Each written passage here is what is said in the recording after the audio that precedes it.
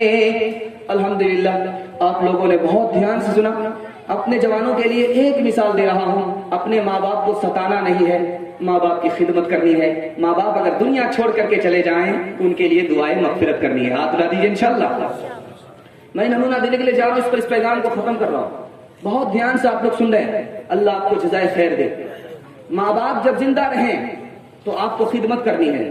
ماں باپ جب گزر جائیں تو آپ کو 5 کام کرنے ہیں. انشاءاللہ کریں گے. ایک بار ہاتھ اٹھا دیجیے. اور پہلا کام, ماں باپ کے لیے نفل روزہ رکھیے. ماں باپ گزر گئے ہیں, ماں باپ کے لیے نفل روزہ رکھیے.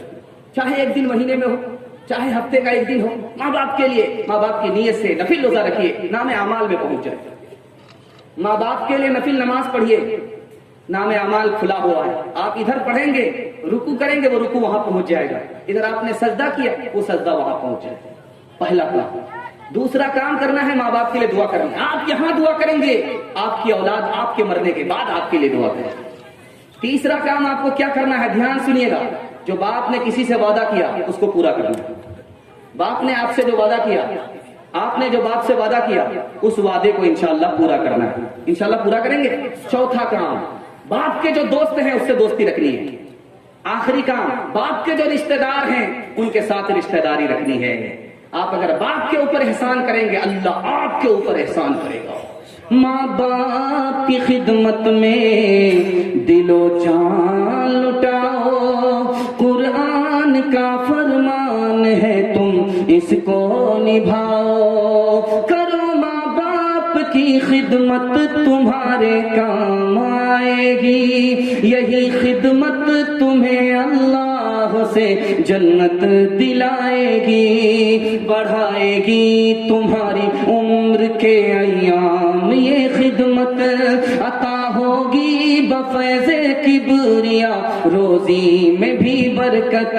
اللہ کی رحمت سایہ فگن ہوگی, مثل قمر قسمت جلوہ فگن ہوگی. یہ کشتی عمل کی ہے, اسے پار لگاؤ. قرآن کا فرمان ہے تم اس کو نبھاؤ. انشاءاللہ ماں باپ کو روائیں گے, ساس سسر کو خوش کریں گے. ہاتھ اٹھا دیجیے. تو 4-5 چور کی چوری پکڑی ہی گئی ہے. بہت دھیان دیجیے گا.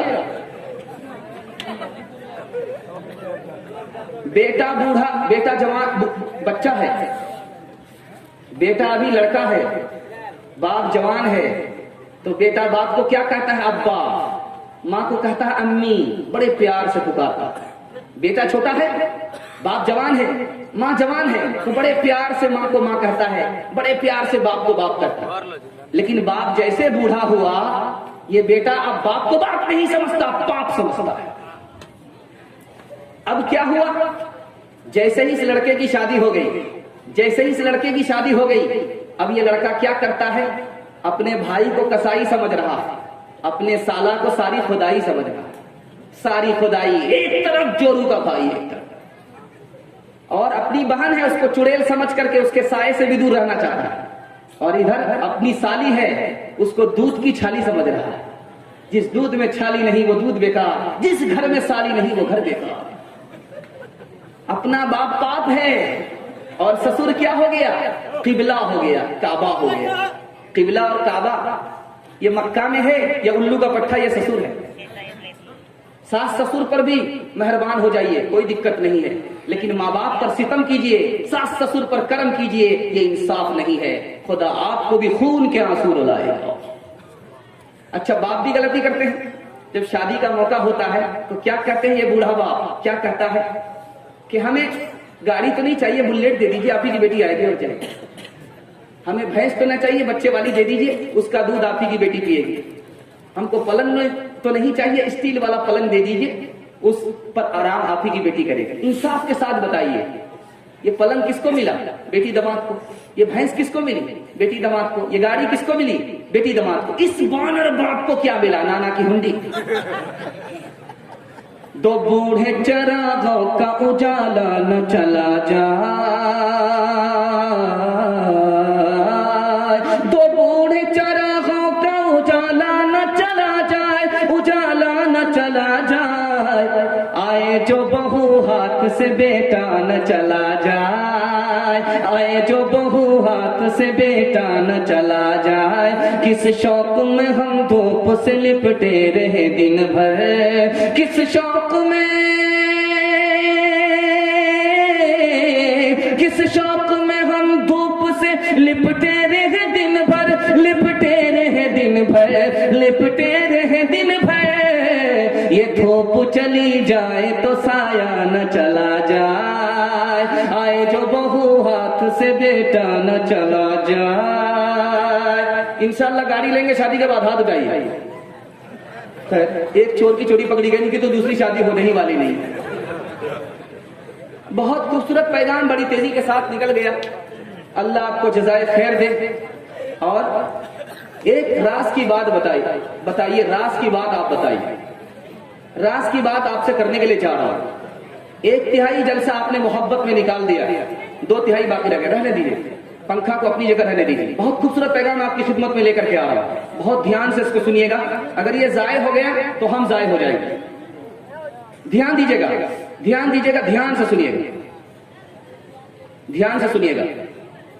لقمان حکیم نے اپنے بیٹے کو نصیحت کیا کہ بیٹا اس دنیا کے لیے اتنی محنت کرنی ہے جتنا یہاں رہنا ہے۔ باپ نے بیٹے کو نصیحت کیا۔ باپ جب جوہری ہوتا ہے تو باپ بیٹے کو ہیرا بنا دیتا ہے۔ اللہ سب کو کامیاب فرمائے اور آپ کے بال بچے کو اللہ ہونہار فرمائے۔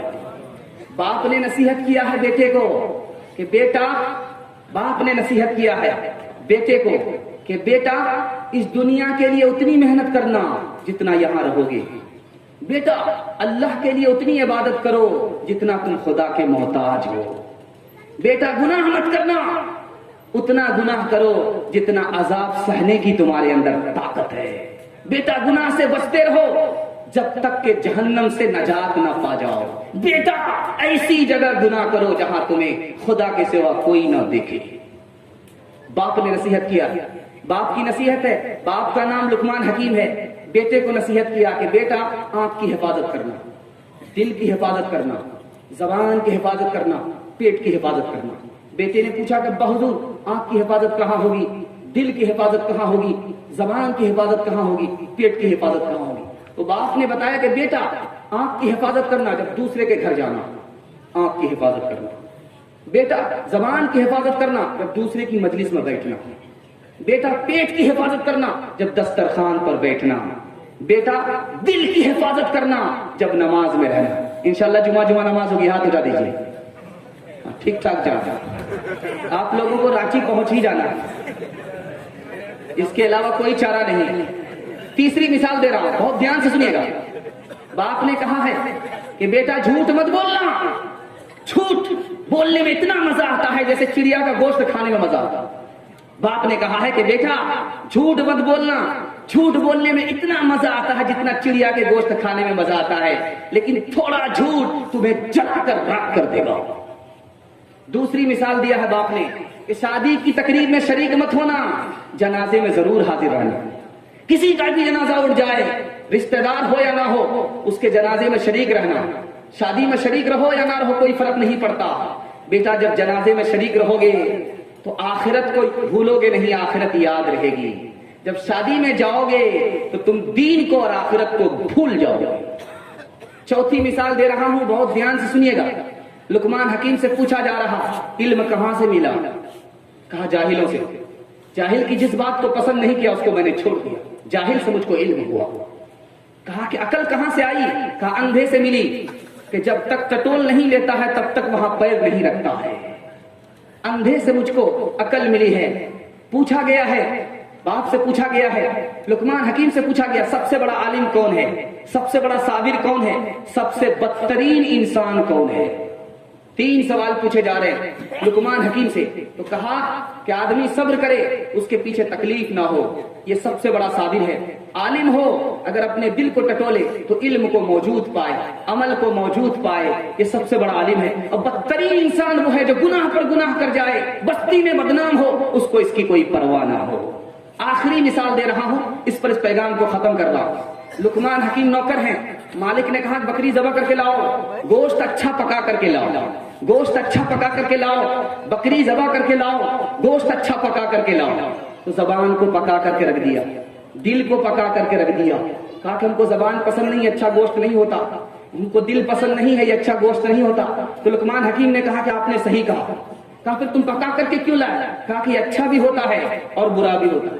जब जबान गलत इस्तेमाल नहीं करती, जब जबान गलत इस्तेमाल नहीं होती, तो इससे बेहतर कोई चीज नहीं है। और दिल में जब खौफे खुदा होता है, तो इससे बेहतर कोई चीज नहीं होती।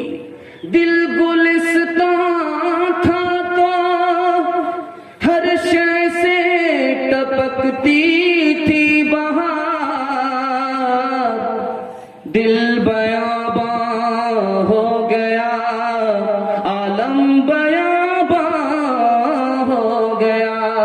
मेरा दिल बदल दे, मेरा दिल बदल दे, मेरा दिल बदल दे, मेरा गफलत में डूबा दिल बदल दे, मेरा गफलत में डूबा दिल बदल दे, हवा हिर्स वाला दिल बदल दे, मेरा गफलत में डूबा दिल बदल दे।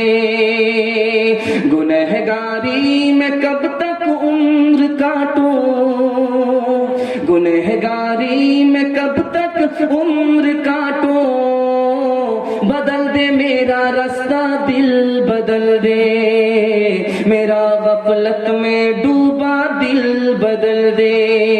मेरी फरियाद सुन ले मेरे मौला, मेरी फरियाद सुन ले मेरे मौला,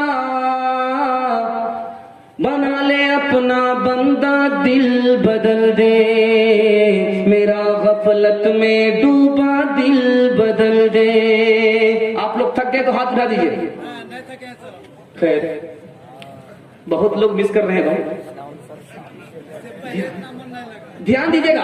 बस आपका जलसा निकल गया आपकी तलब के ऊपर, मुझे भी पता नहीं चला, आपको भी पता नहीं चला। थोड़ा सा जलसा बाकी है, हाथी पास कर दिया, धूप फंसी हुई, एक धक्के में वो भी पास हो गया इंशाअल्लाह। थोड़ा सा जलसा आपका बाकी रह गया है, बस सुना रहा हूं, जल्दी से आपके जलसे को निकालना।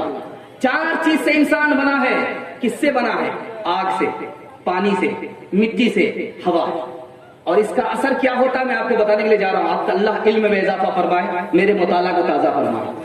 आग से इंसान पैदा हुआ, हवा से इंसान पैदा हुआ, इसी की वजह से तकब्बुर करता है।